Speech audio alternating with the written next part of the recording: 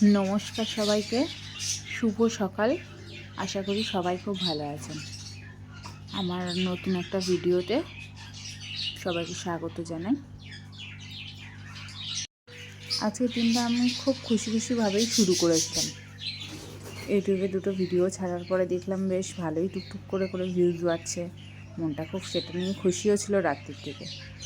যাই হোক, সকালে উঠে পড়ে দেখলাম ঘড়ির কাঁটা বলছে তখন 9টা বাজে।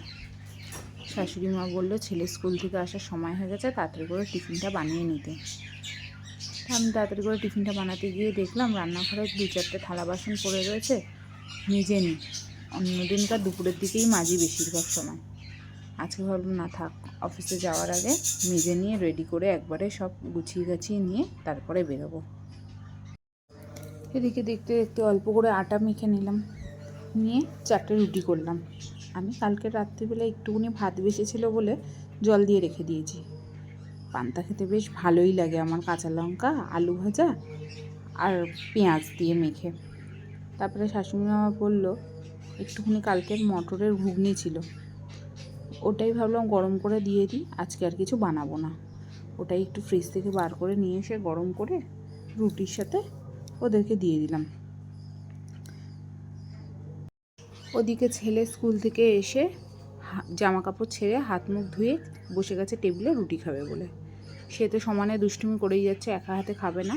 তারপরে তার বাবার সাথে খেতে দিলাম, বাবার আর ও দুজনে মিলে একসাথে বসে খেলো।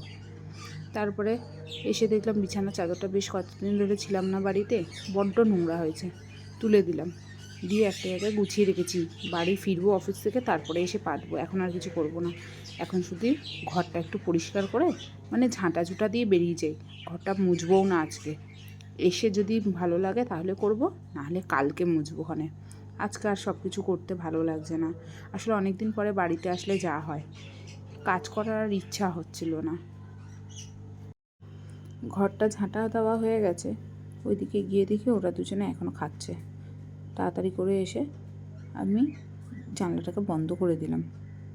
বৃষ্টির দিন, অফিস বেরিয়ে যাব, বাই চান্স বৃষ্টি আসলে পুরো বিছানাটা ভিজে যাবে। কারণ বাবা মা নিচে থাকে, তারা খেয়াল করতে পারবে না। এইদিকে পেয়ে গেছে আমার জোরে খিদে, তাড়াতাড়ি করে পেঁয়াজ কুচি লঙ্কা কুচি নিয়ে বসে গেলাম খেতে। আলুটা নিজের জন্য একটুখানি ভাজিনি। এদিকে আমি খাচ্ছি, আমার ছেলেটা সমানে আমার সাথে একটু মশকরা করছে আর কি। মা আমাকেও তোমার ভিডিওতে নাও না, নাহলে তুমি কিন্তু ভিউজ পাবে না। আমিও ওকে একটুখানি নিলাম। এদিকে হয়ে গেছি আমি রেডি অফিস বেরোনোর জন্য। দেখলাম ছেলেটা আবার কী করছে, গিয়ে দেখছি পড়ছে বসে বসে। আর এইদিকে দেখুন আমাদের চুনিয়া মুনিয়া সবাই কি কিচমিচ করে সারাদিন ধরে। এই দেখুন, এইটা একটা ছোট্ট একটা পাখি, এরকম অনেক বাচ্চা হয়েছে। মাঝে মধ্যেই হাতে নিয়ে নিয়ে আমি একটু খেলা করি। আমার ছেলেটা তো সমানে লাফালাফি করতে থাকে। তুমি খাঁচা পরিষ্কার করলেই মা একটা বাচ্চা পাখি আমার হাতে দেবেন। এইদিকে দেখুন, খেয়াল করলেন কিনা জানি, কি গল্প করছো? সাদা পাখিও ছিল। ওই দেখুন, শাশুড়ি মা কাজের পাখি পাশের বাড়ির চিন্তার সাথে গল্প করতে গেছেন।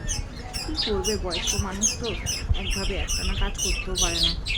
আর সবসময় আমিও বাড়িতে থাকি না।